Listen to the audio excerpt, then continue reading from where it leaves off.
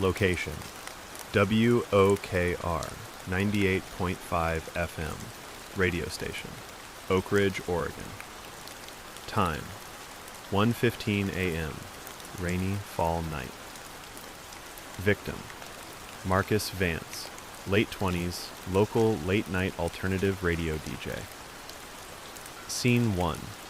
Visual: low-angle shot of the rain slicking the station stall, isolated transmission tower outside of town. Inside, the studio is drenched in warm, moody, red and amber ambient lighting. Action: Marcus is in the booth, kicking back with headphones around his neck, taking a sip of coffee. On the computer screen, a sound wave visualizer bounces as he finishes an audio track. Marcus: That was Fade to Gray by the Cold Wave. You're locked in to WOKR 98.5, local radio for the insomniacs, night owls, and rain watchers of Oak Ridge. Up next, we're taking live caller requests. Marcus flips a toggle on his soundboard to open line 1. A green light flashes. Scene 2. Audio. Static, followed by a heavy, calm voice. Not full Ghostface yet, but slightly digitized and muffed. Marcus: Line 1, you're live on WOKR. What's your late night pick? I don't have a request, Marcus. I have an audition. Auditions are Tuesdays between 9 and 5, man. Who is this? I'm reading from a page. Page 4 to be exact. Exterior, radio station, night. Rain batters the metal roof. Inside, Marcus, early 20s, wearing an oversized flannel shirt, adjusts his headphones. Okay, creep. Which one of the station interns gave you the webcam feed? Is this Julian? There are no webcams in your booth, Marcus.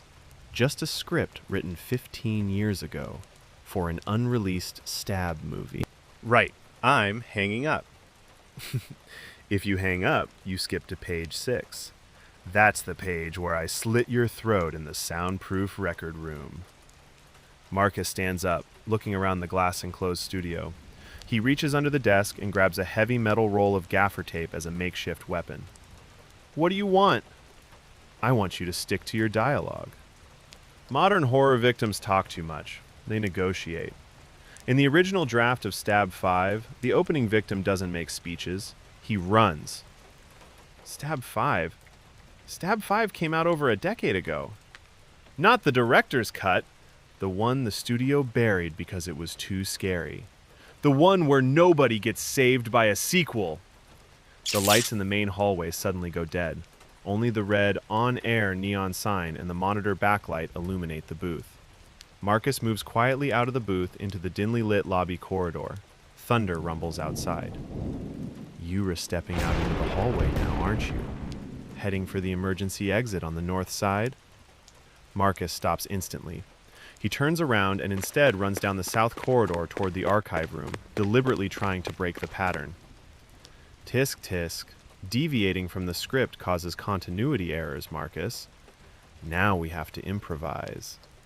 Marcus bursts through the doors into the record archive room, walls lined with thousands of vinyl records and cassette tapes. He slams the door shut, locking it, and breathes heavily against the frame. Silence. Marcus creeps between 2 tall rows of vinyl storage shelves. Suddenly, a figure steps out from the shadows at the end of the aisle. The classic Ghostface mask draped in a dark hooded robe, holding a gleaming Buck 120 hunting knife. Marcus charges forward, swinging the heavy gaffer tape roll, knocking Ghostis into the shelf. Hundreds of vinyl records crash down like falling dominoes. Marcus scrambles toward the rear free exit door. He shoves the panic bar down, but the door is padlocked from the outside with heavy steel chains. Ghostis rises from the pile of records, completely unfazed, knife ready. I'm afraid this is page 6, end of scene. Marcus fights back desperately, but Ghostface overpowers him, pinning him against the locked emergency exit and delivering the lethal knife strike to his neck. Ghostface stands over Marcus, reaching into his robe to pull out a printed page from an old, yellowed script binder. He places the paper over Marcus's face. The camera zooms in on the printed script page as blood drips onto it. The typed line reads, "Marcus's body lies silent as the transmission goes to static." Back in the studio booth, the automated radio system reaches the end of the song track. Dead air fills the frequency for 3 seconds before turning into loud, harsh, white noise static. Cut to black. Scream 8, accompanied by the iconic screeching blade audio cue.